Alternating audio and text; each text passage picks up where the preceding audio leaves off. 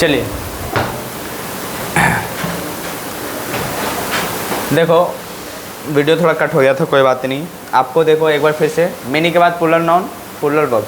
Many students लिखेंगे, student नहीं, इससे नहीं लिख सकते आर, क्योंकि जैसा सब्जेक्ट वैसा वर्ब होता है, उसी को तो पढ़ रहे हैं, सब्जेक्ट वर्ब एग्रीमेंट। मेनी के बाद आपने सिखाया सर ए और एन भी आ सकता, तो नॉन सिंगुलर हो जाता। आपने सोचा सिर्फ मेनी के बाद तो पुलर आता, फिर ए लगा के सिंगुलर क्यों लगाते? तो ऐसे केस में जो ए और एन है नॉन के साथ नहीं होता, किसके साथ होता है? मेनी के साथ। और जब दोनों मेनी और ए और एन जुड़ जाते हैं तो इसका मतलब होता है ईच, और ईच को बताया है तो सिंगुलर नॉन लेता है। समझ में आया? और जब ये सिंगुलर हो जाएगा तो आने वाला वर्ब भी सिंगुलर होगा। एक एग्जाम्पल जैसे many I student has read this book, मतलब कई सारे स्टूडेंट ने इसको क्या किया भाई, पढ़ा है।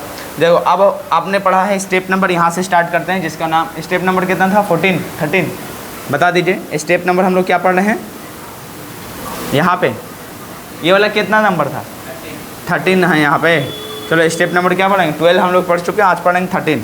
आपने देखा सर मेनी कहीं भी लगा रहे, और मेनी बताओ दो केस में होता है, सिंगुलर काउंटेबल नाउन के साथ होगा, बोलोगे नहीं, प्लूरल काउंटेबल नाउन के साथ होगा, और अनकाउंटेबल नाउन के साथ नहीं आते, अनकाउंटेबल नाउन के साथ मच आते हैं। यही बातें मैंने बताया था, शायद वो कट गया था स्पेस ना होने की वजह से। तो मेनी ऑफ लगाएंगे, a great many of, good many of, या मेनी, या फिर good many of, a great many of. तो हमेशा क्या लगाएंगे? इसके साथ नॉन आने वाला प्लूरल होगा, तो वर्ब भी क्या होगा? प्लूरल। जैसे एक क्वेश्चन ले लो, many of students go there daily, इसका मतलब गोज नहीं लगा सकते। क्लियर है कि वर्ब प्लूरल होगा तो सॉरी आने वाला सब्जेक्ट प्लूरल, तो होने वाला वर्ब भी प्लूरल होगा। दोनों इसी को तो कहते हैं सब्जेक्ट वर्ब एग्रीमेंट, जैसा सब्जेक्ट वैसा वर्ब, दोनों का एग्रीमेंट होता। ये इतना पढ़ चुके थे स्टेप नंबर 13 में। अब आते हैं स्टेप नंबर 14 में। देखना है कि हम लोग ने कहा है कि जो वन होता है ओ एनी वन, या दो तरह से फंक्शन करता है, या तो एडजेक्टिव होगा 1 2 3 जैसे नंबर होता है ना 1 2 3, उस तरह से फंक्शन करेगा, नहीं तो किसी पर्सन के लिए आएगा। अगर पर्सन के लिए आएगा तो इसका जो पॉजेसिव एडजेक्टिव होगा उसका पॉजेसिव एडजेक्टिव क्या होता है? वन। वन का क्या बनाओगे? One's, possessive adjective. जैसे आई कमाई कैसे होता था, बिल्कुल वैसे। इस पे क्वेश्चन पूछा है, और ये होते हैं सिंगुलर हमेशा। क्या होंगे? Singular, S L. आप बताओ, इससे क्वेश्चन पूछा था कि वन, फिर लिखा था एकदम सेम कर लेता हूँ ताकि आपकी हैबिट बनी रहे, शुड, उसके बाद लिखा रहेगा do, fill in the blanks, उसके बाद लिखा रहेगा यहाँ पे ड्यूटी। अब ड्यूटी क्या है? नॉन, इससे पहले एडजेक्टिव ही आएगा। अब आपको ऑप्शन में देगा, ये क्वेश्चन बना लेता हूँ, ऑप्शन को देगा माई, बी ऑप्शन में देगा हिज, सी ऑप्शन में देगा हर, डी ऑप्शन में देगा देयर, और ई ऑप्शन भी कर लेता हूँ, ई ऑप्शन में देगा वंस। बताओ किसके साथ जाओगे? कौन सा ऑप्शन सही है? बेहतर एकदम, तो आप ई ऑप्शन के साथ जाएंगे। समझ में आया? और कोई ऑप्शन बनेगा नहीं। हाँ बोलो, क्या हिज नहीं लगा सकते यहाँ पे? ठीक है, क्यों नहीं लगा सकते हैं? कि सबको अपना अपना काम करना चाहिए, तो सबको मतलब ये सब आ जाते हैं, कॉमन आ जाते हैं। और जब कॉमन आते हैं तो यहाँ पे ना मेल फीमेल का कोई प्रेफरेंस नहीं होता, वो अपना पॉजेसिव एडजेक्टिव खुद बना लेता है, वन का वंस। याद कीजिए, जैसे इट का इट्स कैसे बन जाता होता है ना, बिल्कुल वन का क्या बनाओगे? वंस बना लेते हैं। ठीक है, आप खुद बताओ। ये तो क्वेश्चन बना लिए सर, आंसर भी आ गया, समझ में आ गया। इसके अलावा स्टेप नंबर और क्या बताए थे अभी? नन वाला केस है ना। देखो स्टेप नंबर क्या पढ़ेंगे? स्टेप नंबर 13 के बाद ये 14 समझ लेना, ये क्या होगा? 14 मान लेना, 14 स्टेप समझ जाना। स्टेप नंबर क्या है? 14। और स्टेप नंबर फिर क्या पढ़ेंगे? 15 पढ़ लेना। स्टेप नंबर क्या पढ़ेंगे? 15। देखो स्टेप नंबर 15 में पढ़ेंगे नन वाला केस। देखो क्या पढ़ेंगे? नन। फिर क्या पढ़ेंगे? नन ऑफ, नन ऑफ, ठीक है ना। नथिंग भी पढ़ेंगे, नो पढ़ेंगे, ठीक है ना, नो पढ़ेंगे, ठीक है। ये सब क्या है? ऑलरेडी नेगेटिव है कि नहीं है? बोलोगे यस सर, है ना। अब बताओ, मैं बोलूँ नन, और फिल इन द ब्लैंक्स करूँ गोइंग देयर, गोइंग देयर। अब आपसे कहें किसी का ये क्वेश्चन बना दिया, इसका ऑप्शन दे रहा हूँ, फिर लिखता हूँ इज़, बी में लिखता हूँ, सी में लिखता हूँ, और डी में लिख देता हूँ ऑल ऑफ दीज। कौन सा सही ऑप्शन है? अब देखिए, ये सब हमेशा होंगे सिंगुलर। जब ये सिंगुलर माने जाएंगे तो आने वाला वर्ब भी क्या होगा? सिंगुलर, है ना। खुद बताइए, नन की बात है, नन मतलब कोई नहीं, नथिंग, कुछ नहीं। तो ऐसे केस में बताओ ये प्लूरल तो हो नहीं सकता। जब कुछ मान ही नहीं है तो ऑटोमेटिक वर्ब तो आना चाहिए, तभी तो सेंटेंस क्रिएट हो पाएगा। तो ऐसी सिचुएशन में इसको हमेशा सिंगुलर मान के आगे बढ़ते हैं, और जैसे इसको सिंगुलर माना आने वाला वर्ब सिंगुलर होगा। बताओ कौन सा वर्ब इस ऑप्शन में सिंगुलर है? तो आप खुद बताइए, इसी ऑप्शन में सिंगुलर हो। ये तो प्लूरल है, ये भी प्लूरल है। जब एक कटेगा तो ऑटोमेटिक डी भी कट जाएगा, होगा कि नहीं होगा? तो इस तरह से क्वेश्चन वहाँ आएगा। क्लियर है? कोई दिक्कत तो नहीं। जैसे मैं लिखूँ क्वेश्चन में नन ऑफ यू, ऐसा लिख देता हूँ, none of you, fill in the blanks, है ना, none of you going there. अब चलिए, अब ऑप्शन में बिल्कुल मैं ऐसे लिखता हूँ आर, बी ऑप्शन में लिखता हूँ इज़, सी ऑप्शन में लिखता हूँ वॉज, डी ऑप्शन में लिखता हूँ हैव, और जो भी लिख लो यहाँ पे हैज़ लिख लो, ई जो भी आपको मर्जी, ई लिख लो, ई में हैज़ लगा लो, और ई के बाद एफ लगा लो, क्या फ़र्क पड़ता है, यहाँ पे ऑल ऑफ दीज लगा लो। बताओ कौन सा ऑप्शन सही होगा? एक ही ऑप्शन सही है ना। सेंटेंस मुकम्मल बनाने के लिए वर्ब भी बढ़िया होना चाहिए। बताओ कौन ऑप्शन सही है? आप लगा लीजिए 1 नंबर और 2 नंबर बस, ठीक है। हाँ अच्छा, इस आवाज़ भी हो गया है ना। चलिए, तो ऐसे केस में ऐसे इसको हटा लो, यहाँ पे लगा लो वर्क का केस। और कुछ? चलो अभी ठीक है, ऑप्शन सी में वर्क लगा लेते। अब तो ठीक है, बैलेंस कर लेना, ठीक है। चलिए, ये बताओ कौन सा ऑप्शन सही है, बना लीजिए। चलिए ठीक है। अब इनके बाद स्टेप नंबर क्या था ये 15, नन बट का केस देख लो। नन बट भी होता है, नन बट यू, तो ऐसे केसों में भी सिंगुलर चले जाएगा वर्ब, ठीक है। चलो, अब ऐसे केस में ये तो नॉन प्लूरल था, इसको हटा देता हूँ ताकि जगह मेरा बच पाए, है ना।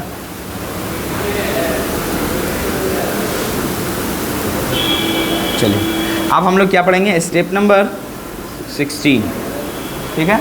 अब देखो स्टेप नंबर 16 में मैं लिखता हूँ एवरीथिंग। अब थिंग वाला केस, जैसे बडी वाला केस कैसे था याद कीजिए, है ना, एवरीबडी, है ना, एवरीवन। तो इसी तरह एवरीथिंग पढ़ेंगे। एवरी ऐसे क्या लगाओगे, थिंग वाला केस ले लो, नथिंग, समथिंग, समथिंग, फिर क्या लेंगे, एनीथिंग, एनीथिंग।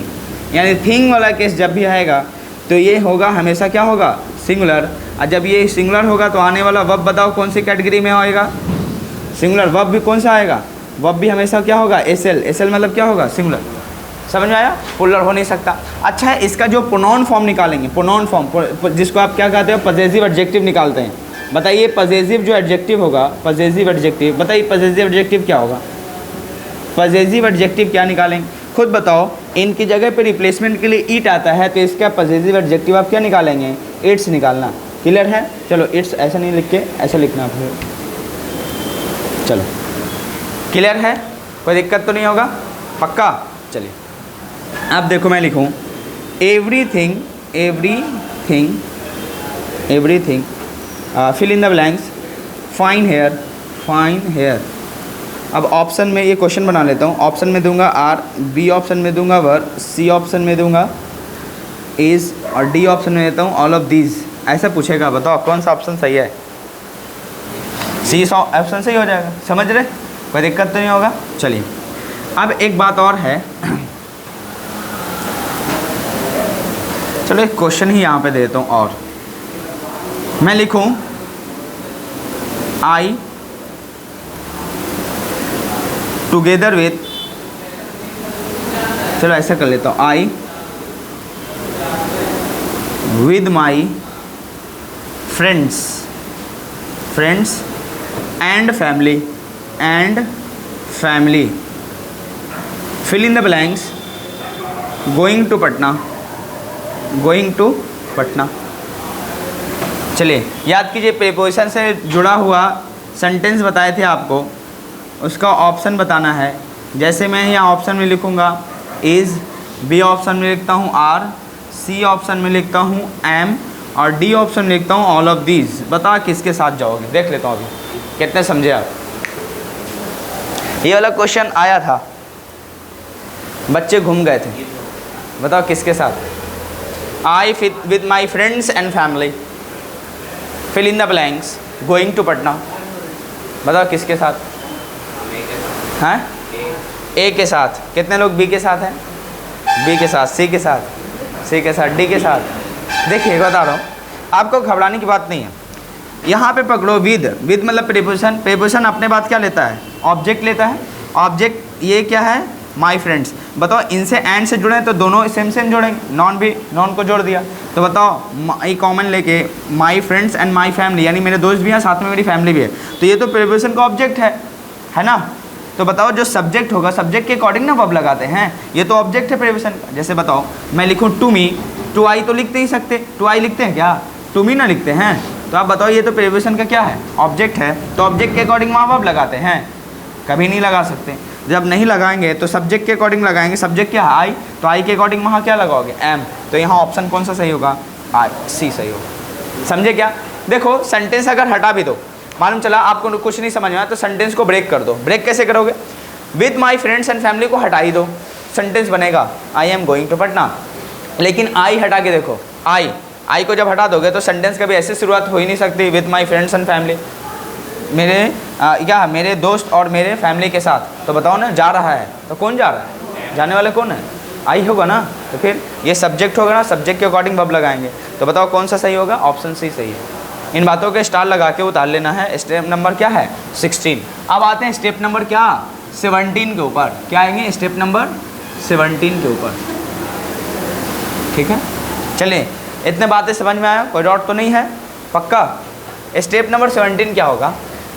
देखो कुछ ऐसी बातें हैं जहाँ पे वो सिंगुलर प्लूरल दोनों हो सकते हैं। जैसे याद कीजिए, हम कहें जूरी, जूरी का मतलब समझ में आता है? हाँ, क्या होता है? हाँ, कलेक्शन ऑफ जजेस होता है ना, बेंच बैठते हैं फैसले देने के लिए, होता है कि नहीं होते? उसी को कहते हैं। क्लियर है? अच्छा एक बात बताओ, इसको आप सिंगुलर भी ले सकते हो, प्लूरल भी ले सकते हो। कैसे? अगर इनका सब जज का मत, मतलब समझे, वोटिंग, थॉट्स एक तरह का आ गया कि ये सही है और सब ने वोटिंग किया, हाँ ठीक है पास करो, तो ऐसी सिचुएशन में इसको हमेशा क्या मान लेना? सिंगुलर मान लेना। अगर मालूम चला इन 2-3 जज हैं, मालूम चला 5 बेंच बैठे हैं जजेस के, और 2 ने बोला ठीक नहीं है, 3 ने बोला ठीक है, तो अब बताओ इनको तो टुकड़ों में बांट दिया, और जब इसको टुकड़ों में बांटोगे तो हो जाएगा प्लूरल। समझ रहे? आप सर हम तो समझ जाएंगे कि ये सिंगुलर प्लूरल दोनों होता है, एग्जाम में कैसे पकड़ेंगे? ये भी बात है कि ये सिंगुलर है कि प्लूरल। खुद बताओ, जब सिंगुलर होता है तो ITS इट्स होगा, क्योंकि ये मेल फीमेल दोनों हो सकते हैं, तो इसका कॉमन जेंडर मतलब एडजेक्टिव निकालेंगे तो यहाँ पे क्या निकालेगा? ITS इट्स निकाल देना एडजेक्टिव के फॉर्म पे। अगर ये प्लूरल होगा तो ITS का प्लूरल फॉर्म क्या होता है? देयर हो जाएगा। होता है कि नहीं होता? तो यही हिंट्स है। अगर देयर लिखा हुआ रहेगा, है ना, देयर के बाद जो नॉन का केस जाएगा, इट्स के बाद नॉन का केस लिखा रहेगा। अगर इट्स लिखा रहे तो समझ जाना सिंगुलर है, अगर देयर लिखा रहे और उसके बाद नॉन का केस है तो समझ जाना ये प्लूरल है। समझ में आया? अब ऐसे बताओ, जैसे मैं लिखूं एक कमेटी होगा, असेंबली भी हो सकता है, असेंबली है ना, कमेटी भी हो सकता है, सोसाइटी भी हो सकता है, होगा कि नहीं होगा? कमेटी, सोसाइटी, है ना, सोसाइटी भी लिख सकते हो, होगा कि नहीं होगा? बताइए। गवर्नमेंट भी हो सकता है, गवर्नमेंट, सिंगुलर प्लूरल दोनों हो सकता है। बात समझो क्यों? अगर डिसीजन एक है तो समझ जाना क्या है? सिंगुलर। अगर डिसीजन अलग अलग हो रहा, पास ही नहीं हो पा रहा बिल, तो समझ जाना क्या होगा? प्लूरल का केस जाएगा। बताइए ऐसे केस में ये सब सिंगुलर प्लूरल दोनों होंगे, लेकिन क्वेश्चन देगा तो कैसे पकड़ोगे? देखिए ये भी एसएल भी है और पीएल भी है। अब देखो क्वेश्चन कैसे देगा? Jury fill in the blanks, है ना,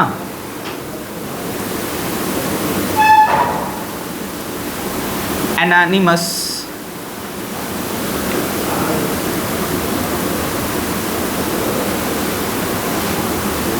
इन इट्स डिसीजन। ऑप्शन देगा वाज, बी में देगा, सी में देगा, डी में देगा। बताओ किसके साथ जाओगे? दूसरा क्वेश्चन देगा जूरी डिवाइडेड